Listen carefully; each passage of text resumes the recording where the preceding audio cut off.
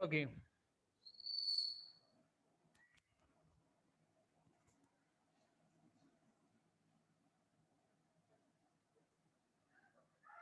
Last class हम लोगों ने एक्सरसाइज 4.2 कंप्लीट किया था, है ना। आज हम लोग इसके आगे कंटिन्यू करते हैं, ठीक है। चलो 4.2 के बाद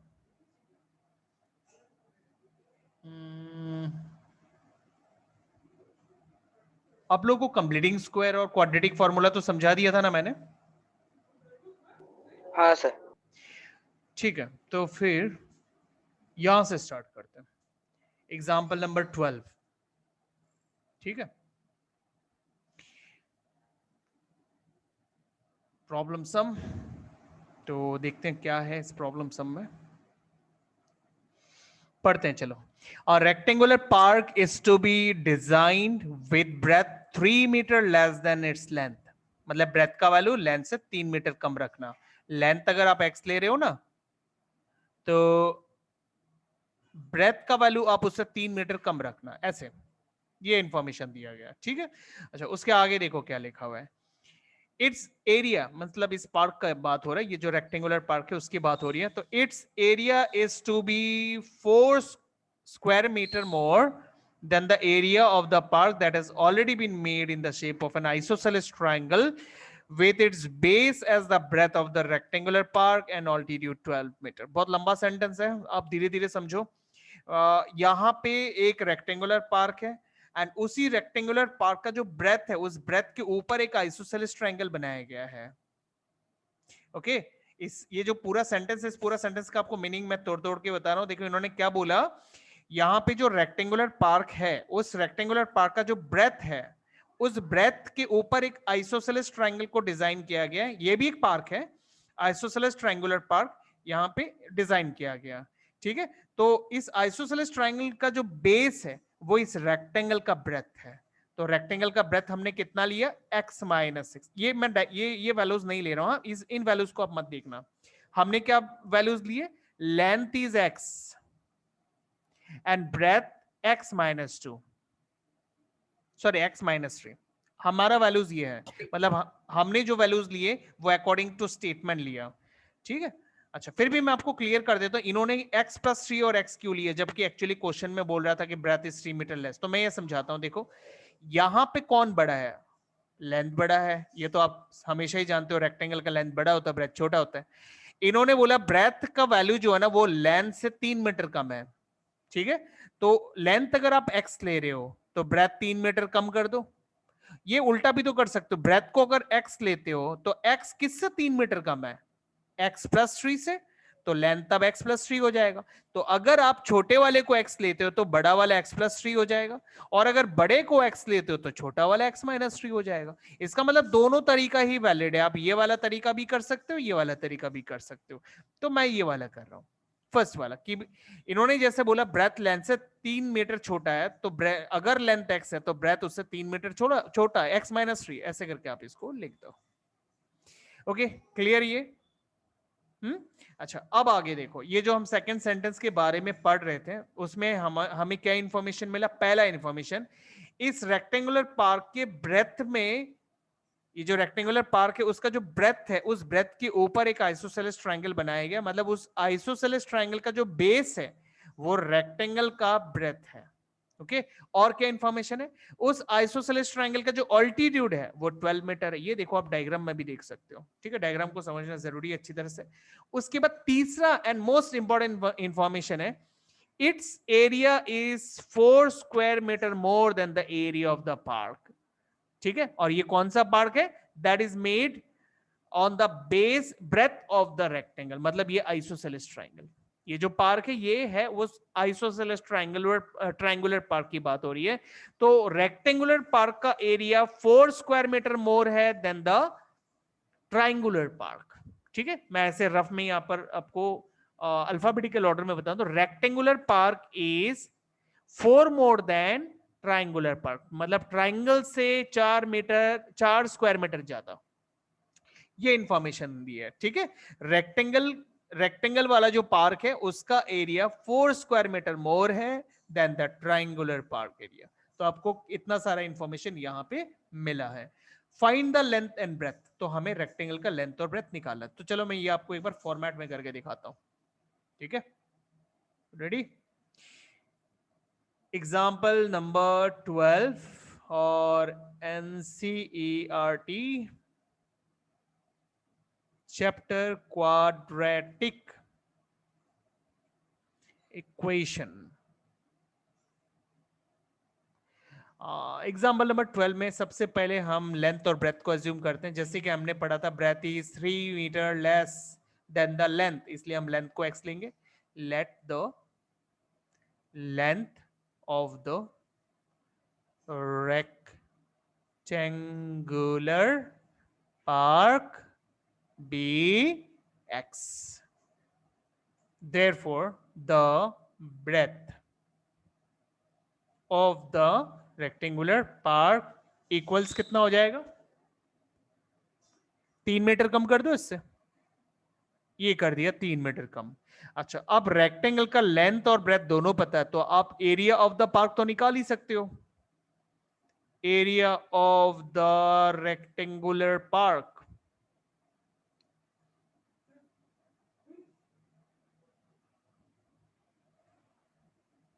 रेक्टेंगुलर पार्क का हम एरिया निकालते हैं। एरिया कैसे निकालेंगे? फॉर्मूला यूज करके, लेंथ इनटू ब्रेथ, ये फॉर्मूला यूज करते हैं। लेंथ कितना है? लेंथ है x, और ब्रेथ हमने कितना लिया? x minus 3।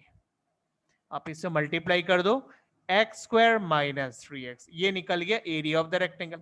अच्छा, अब हम चलते हैं, वो एक ट्राइंगुलर पार्क था ना, आइसोसेलेस ट्राइंगुलर पार्क, उसमें चलते हैं। फॉर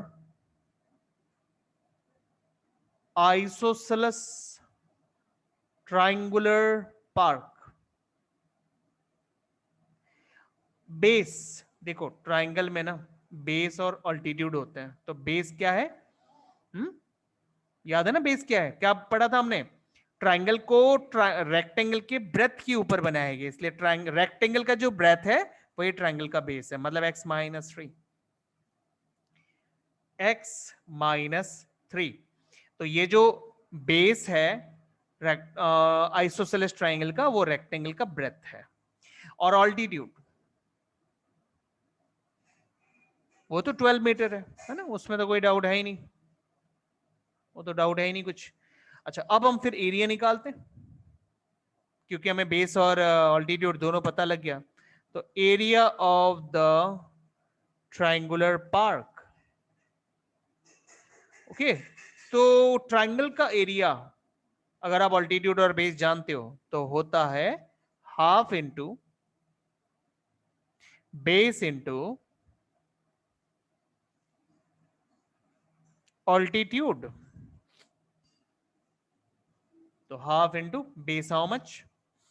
x माइनस 3, ऑल्टीट्यूड 12, 2 से आप 12 को कैंसिल करो, 6 को आप x माइनस 3 से मल्टीप्लाई करो, तो 6x माइनस 18, ये निकल गया area of the square park. Units वगैरह लिखने से ज्यादा अच्छा है स्क्वायर मीटर, यहां भी हम यूनिट को लिख देते हैं। एरिया में हमेशा स्क्वायर यूनिट लिखा जाता है, तो स्क्वायर मीटर हम लिखेंगे।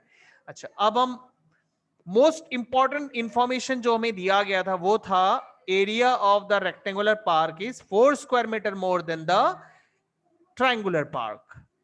ठीक है, रेक्टेंगुलर पार्क का एरिया 4 स्क्वायर मीटर ज्यादा है ट्राइंगुलर पार्क। ये मैंने यहाँ पे इसको अल्फाबेटिकल ऑर्डर में ये लिखा था मैंने यहाँ पे, ठीक है, शॉर्ट फॉर्म में, कि रेक्टेंगल का एरिया ट्राइंगल का एरिया से 4 मीटर ज्यादा है।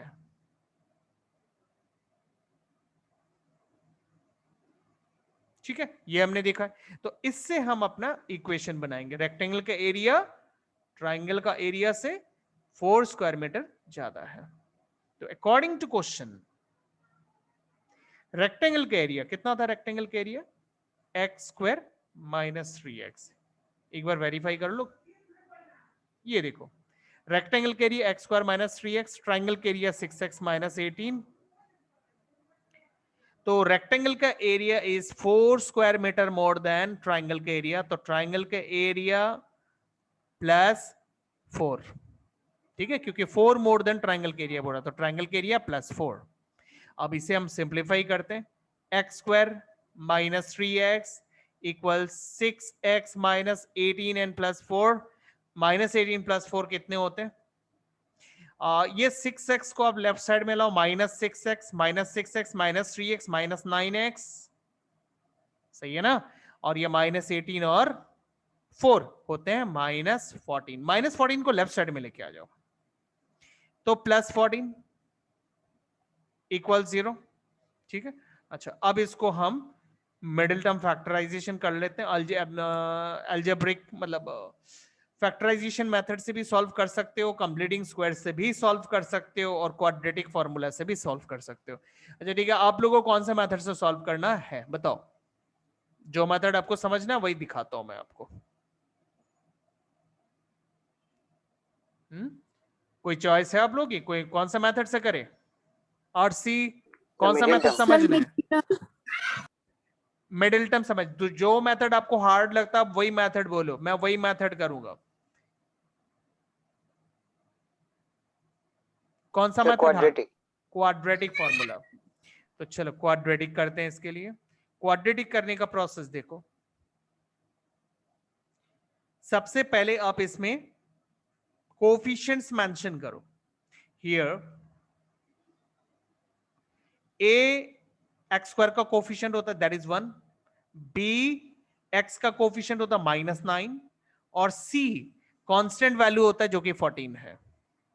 उसके बाद डिस्क्रिमिनेंट निकालो जिसका फॉर्मूला होता है बी स्क्वायर माइनस 4ac, इसमें वैल्यू डालो, बी में वैल्यू डालो -9, बी स्क्वायर मतलब -9 का स्क्वायर, फिर 4, ए में डालो 1, सी में डालो 14। ओके, -9 का स्क्वायर 81 एंड -4 इंटू 14 होते हैं 56। आप माइनस कर दो, माइनस करने से आपको मिलेंगे 25, ठीक है। अच्छा, बी स्क्वायर माइनस 4ac का वैल्यू निकल गया। अब आप क्वाड्रेटिक फॉर्मूला लगा सकते हो। फॉर्मूला मैं एक बार लिखता हूं पहले, x is minus b plus minus root over discriminant मतलब b square minus 4ac divided by 2a, ठीक है। ये फॉर्मूला है। अब इसमें हम वैल्यूज डाल देते हैं, जो जो वैल्यूज है हमारे पास। b का वैल्यू देखो, ये माइनस तो कॉपी कर लो पहले, ये माइनस, उसके बाद b का वैल्यू है -9, तो b पे डालो -9, ये माइनस अलग, ये माइनस तो फॉर्मूले में था, ये माइनस फॉर्मूले में था, और b का वैल्यू में -9 है वो अंदर ब्रैकेट के अंदर लगाओ, फिर plus minus root over discriminant जो कि हमें 25 मिला है, और डिवाइडेड बाई 2a, a कितना है 1 है, ठीक है। अब हम इसे सॉल्व करते हैं, माइनस माइनस प्लस प्लस 9, और यहां plus minus root over 25 is 5 divided by 2। अब यहां दो केस बन रहे हैं, एक तो मैं प्लस के साथ लूंगा, एक मैं माइनस के साथ लूंगा।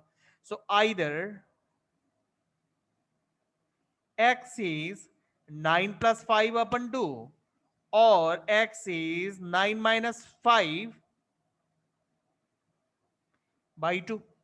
तो 9 प्लस 5 14, 14 बाई 2 7, और 9 माइनस 5 4, 4 डिवाइडेड बाई 2 इज 2। आ गया x के दो वैल्यू। अच्छा, अब बात है x हमने लिया किसको था? तो x हमने लिया था लेंथ को, ठीक है। और क्या हम लेंथ 2 ले सकते हैं? क्योंकि लेंथ अब जितना लोगे ना, ब्रेथ उससे 3 मीटर कम लेना होगा। तो अगर मैं लेंथ को 2 लेता हूं और ब्रेथ मुझे निकालना हो, तो मुझे इससे 3 मीटर कम करना पड़ेगा। तो 3 मीटर कम करने से कितना मिलेगा? 2 में से 3 कम कर दो ना, -1। क्या -1। निगेटिव पॉसिबल है?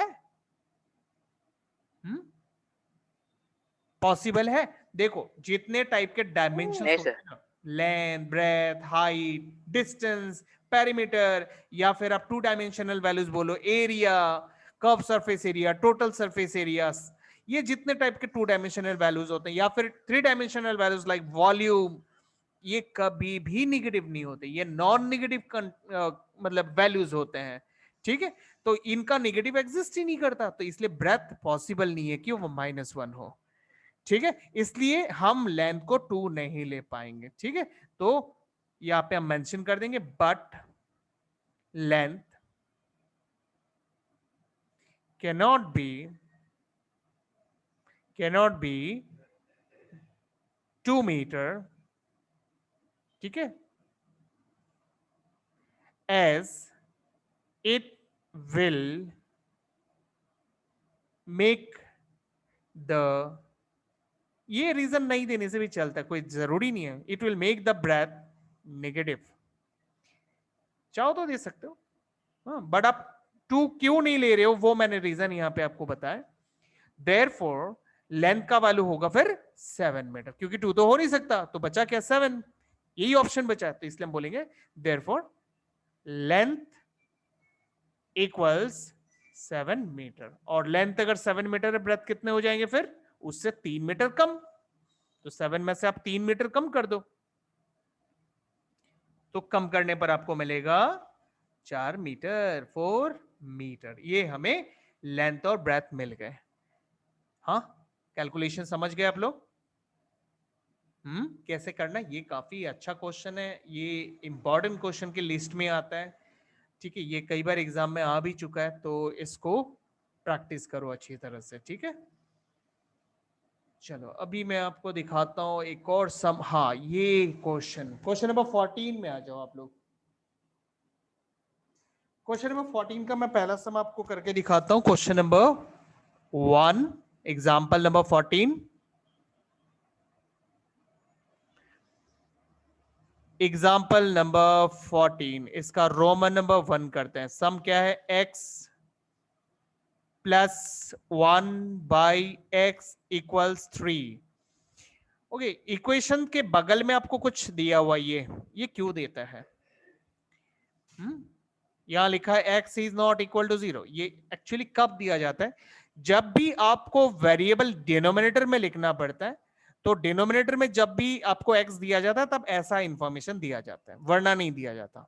एक्चुअली डिनोमिनेटर में वेरिएबल एक्चुअली क्या होता है? वेरिएबल मतलब एक वैल्यू ऐसा जो वेरी करता रहता है, ठीक है, वैल्यू जो आपको नहीं पता, ठीक है, उसका वैल्यू क्या होगा आपको नहीं पता, वो कुछ भी हो सकता है, ठीक है, तो कुछ भी में तो x जीरो भी आता है, लेकिन अगर कुछ भी हो सकता मतलब जीरो भी हो सकता, तब तो ये नॉट डिफाइन हो जाएगा ना, क्योंकि डिनोमिनेटर में जब हम p बाई क्यू की स्टडी करते थे रैशनल नंबर में, उसमें q तो कभी जीरो नहीं होता, तो जो डिनोमिनेटर है वो कभी भी जीरो नहीं होता, और x को इन्होंने डिनोमिनेटर में लिखा है इसलिए इन्होंने ये इंफॉर्मेशन दिया, वरना नहीं देते। मतलब डिनोमिनेटर में लिखते वक्त वो जिस वैल्यू पे नॉट डिफाइन होगा वो वैल्यू ये मना कर देते हैं, उस वैल्यू को वो रिजेक्ट कर देते हैं अपने आप से, ठीक है।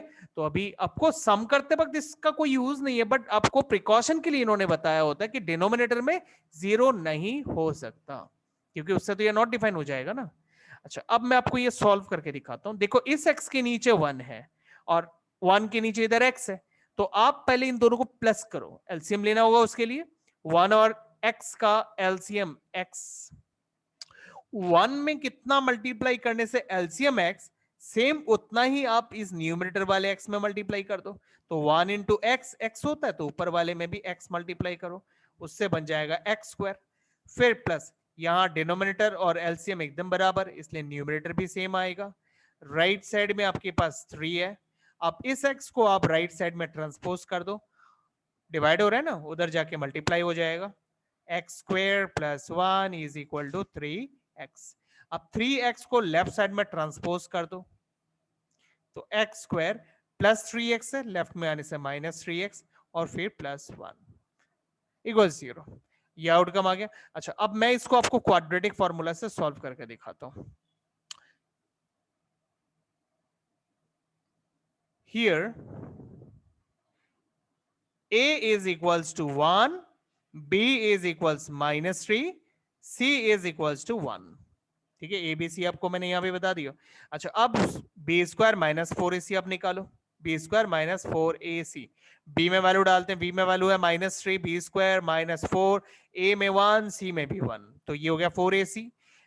माइनस 3 का स्क्वायर होता है 9, और माइनस 4 इंटू 1 इंटू 1 हो जाता है 4, 9 माइनस 4 इज 5, डिस्क्रिमिनेंट आपको क्या मिला 5। अच्छा, अब क्वाड्रेटिक फॉर्मूला लो और उसमें इन वैल्यूज को डाल दो, ठीक है। Since x is minus 5 plus minus root over discriminant divided by 2a, तो minus b plus minus root over discriminant कितना मिला 5 मिला ना, तो यहां पे आप 5 डालो। ओ वन मोर थिंग, मैंने बी में वैल्यू डाला नहीं, बी में वैल्यू डालते, बी में वैल्यू क्या डालने, क्या वैल्यू डालना है बी में? माइनस, बी में वैल्यू डालने -3, तो बी पे आप वैल्यू डालो -3 डिवाइडेड बाई 2a, a कितना? a 1, तो minus minus +3 plus minus √5 divided by 2, ये आउटकम आ गया। अब आप दो केस बनाओ, एक एडिशन का और एक सब्ट्रैक्शन का। तो either x is 3 plus √5 upon 2 और x is 3 minus √5 upon 2। तो ये हमारा आंसर आ गया। इसके आगे आपको कुछ नहीं करना, इसमें √5 का कोई कुछ नहीं करना, क्योंकि ये सब अनलाइक टर्म है 3 और √5, तो इसलिए आप ना तो ऐड कर सकते हो ना तो माइनस कर सकते हो, इसलिए आपको यही पे छोड़ देना, यही हमारा फाइनल आंसर है। ओके, चलो एक सम और करते हैं। नंबर 2 भी मैं आपको करके दिखाता हूं कैसे हम इसे सॉल्व करेंगे। एक बार इसे पहले मैं कॉपी कर लेता हूं। सम नंबर 14 का number 2, 1/x minus 1/x minus 2 is equals 3, यही है ना? हाँ, और यहां पे भी देखो आपको डिनोमिनेटर में x है ना? डिनोमिनेटर में x है। अब इस x में कौन सा वैल्यू होने से नॉट डिफाइन होगा? 0। और इधर वाले x में क्या वैल्यू डालने से ये नॉट डिफाइन हो जाएगा? बताओ बताओ। इस वाले x में अगर आप 2 डालते हो तो 2 - 2 0 हो जाएगा, और इस x में आप 0 डालते हो तो नॉट डिफाइन हो जाएगा। इसका मतलब x का जो वैल्यू है वो 0 नहीं हो सकता और 2 नहीं हो सकता। देखो ये बात इन्होंने भी लिखा होगा, मैं दिखाता हूं आपको। ये देखो, मतलब जब भी आपको वेरिएबल डिनोमिनेटर में मिलता है ना, तो ऐसा इंफॉर्मेशन जरूर मिलेगा, इसलिए आप घबराओ मत। इससे आपको कुछ करना नहीं है, बस ये प्रिकॉशन के लिए इन लोग दे देते हैं कि भाई ये डिनोमिनेटर ये वैल्यूज नहीं होंगे। हाँ, क्योंकि ये वैल्यूज होने से सम पॉसिबल ही नहीं होगा, सम तो नॉट डिफाइन हो जाएगा, तो आप सम सॉल्व कैसे करोगे?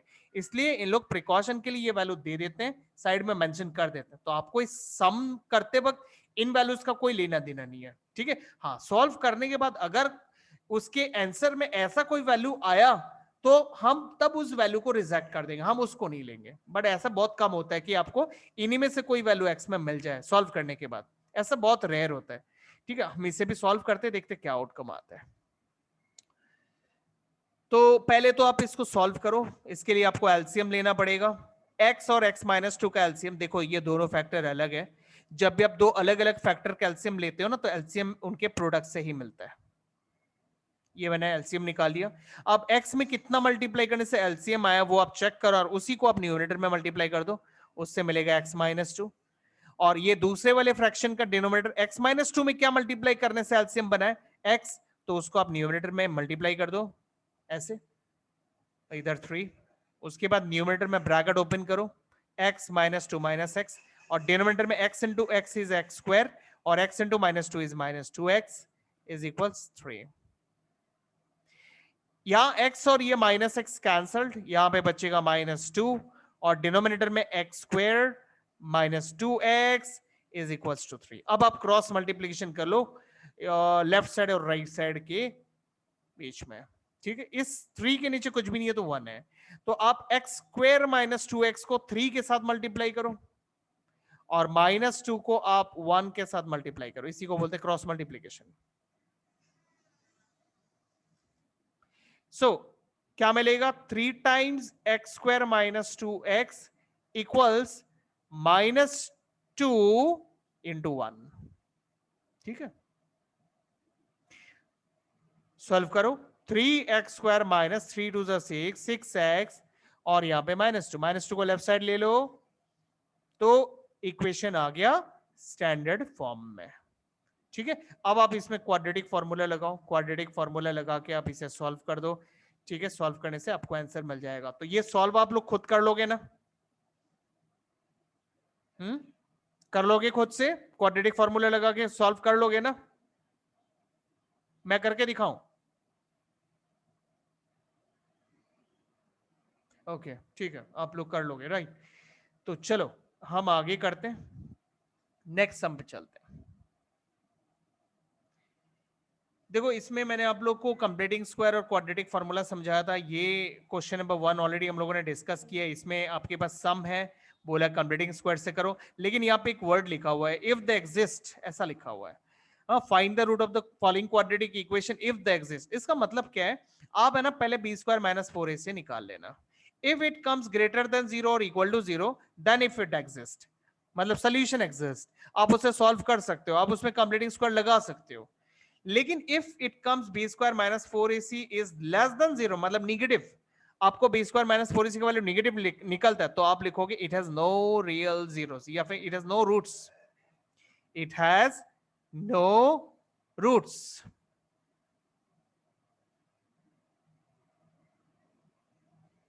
ठीक है, नो एक्चुअली रियल रूट्स बोलते हैं इसको। It has no real roots, इसके कोई रियल रूट्स नहीं है।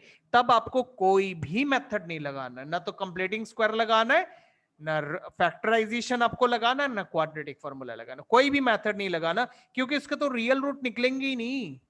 तो ये आपको बी स्क्वायर माइनस 4ac पहले करना है, करके आपको देखना है, अगर वो निगेटिव आ गया तो आपको उसके रूट नहीं निकाल, इसीलिए इन्होंने ये वर्ड दिया इफ द एग्जिस्ट। तो सम करने से पहले आप B square minus 4ac check कर लेना।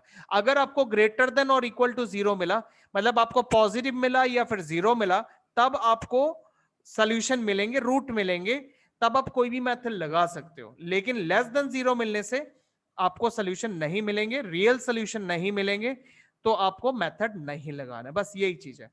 अब क्वेश्चन नंबर 2 में क्या बोला है, क्वाड्रेटिक फॉर्मूला यूज करके सॉल्व करने बोला है। मतलब क्वेश्चन नंबर 1 में जो जो सम्स है ना, उन्हीं सम्स को क्वाड्रेटिक फॉर्मूला से सॉल्व करने बोले। ठीक है, बस यही है, तो वो आप कर लोगे, मैंने क्वाड्रेटिक फॉर्मूला समझा दिया है ना। अच्छा चलो क्वेश्चन नंबर 3 में आ जाओ। क्वेश्चन नंबर 3 में वही सम्स है जो मैंने अभी अभी आपको एग्जांपल नंबर 14 में समझाया। तो मैं एक बार 1 आपको नहीं समझाता हूं, बिकॉज ये इजी है। हाँ, क्योंकि मैंने अभी अभी आपको एग्जांपल नंबर 14 का 1 समझाया, तो ये ऑलमोस्ट वैसा ही है, बस ये बीच में माइनस आ गया, तो ये आप खुद कर लेना। मैं आपको नंबर 2 एक बार करके दिखाता हूं। नंबर 2 आप मेरे साथ करो, ठीक है। तो क्वेश्चन नंबर 3, पहले exercise 4.3 NCERT question number 3 Roman number 2 करने वाले हम। सम क्या है, सम है 1/x+4 माइनस 1/x-7 इक्वल्स 11/30। ठीक है, ये मैंने नोट कर लिया यहाँ पे। अच्छा, अभी यहां पर भी देखो डिनोमिनेटर में आपके पास वेरिएबल है, तो जैसे ये फर्स्ट वाला फ्रैक्शन का डिनोमिनेटर में जो वेरिएबल है, इस x में हम कौन सा वैल्यू नहीं डाल सकते, -4। अगर हमने -4 डाला तो -4 + 4 0 हो जाएगा। और इस वाले में अगर आप 7 डालते हो तो नॉट डिफाइन हो जाएगा, 7 - 7 0। तो इसका मतलब x का वैल्यू -4 नहीं हो सकता और 7 नहीं हो सकता। देखो ये सेम इंफॉर्मेशन इन्होंने भी दिया होगा, ये देखो -4 नहीं हो सकता, 7 नहीं हो सकता। तो ये ऐसा इंफॉर्मेशन आपको हर बार मिलेगा जब आपके पास वेरिएबल डिनोमिनेटर में हो। ठीक है, तो इससे आप घबराना नहीं कि भाई ये अजीब सा क्या चीज हमें दे दिया, इसका क्या करना है ना, इतना सवाल मत सोचो दिमाग में, आप सिंपली सम करो, ये प्रिकॉशन के लिए दिया रहता है और कुछ भी नहीं। ठीक है, तो चलो स्टार्ट करते हैं। तो सबसे पहले आपको यहां पे दोनों फ्रैक्शन सब्ट्रैक्ट करने हैं, उसके लिए आपको एलसीएम लेना पड़ेगा, और यहां पे एलसीएम हमें लेना पड़ेगा दो अलग अलग फैक्टर का, और ऐसा जब भी होता है एलसीएम आपको उनके प्रोडक्ट से मिलता है। तो आप प्रोडक्ट करो, x+4 प्रोडक्ट x-7। अच्छा, अब फर्स्ट फ्रैक्शन के डिनोमिनेटर में आपने क्या मल्टीप्लाई किया एलसीएम को लाने के लिए, x-7, उसको आप फिर न्यूमरेटर में भी मल्टीप्लाई कर दो। वैसे ही सेकेंड फ्रैक्शन का डिनोमिनेटर में हमने x+4 मल्टीप्लाई किया ताकि एलसीएम बने, इसलिए x+4 को उसके न्यूमरेटर में मल्टीप्लाई कर दो, इक्वल्स 11/30। अब आप सिंप्लीफाई करो, न्यूमरेटर में ब्रैकेट ओपन करो, x-7 - x-4, और डिनोमिनेटर में आप मल्टीप्लाई करो। मल्टीप्लीकेशन में डायरेक्टली कर रहा हूं, मैं शो नहीं कर रहा हूं कितना कैसे करना है, मैं डायरेक्ट आंसर लिख रहा हूं। तो आपको मिलेगा x square minus 3x minus 28, हाँ यही मिलेगा, इक्वल्स 11/30। ठीक है, ये सिंप्लीफिकेशन के रूल्स आपको नहीं दिखा रहा हूं, ये बेसिक रूल है, आप खुद ही कर पाओगे।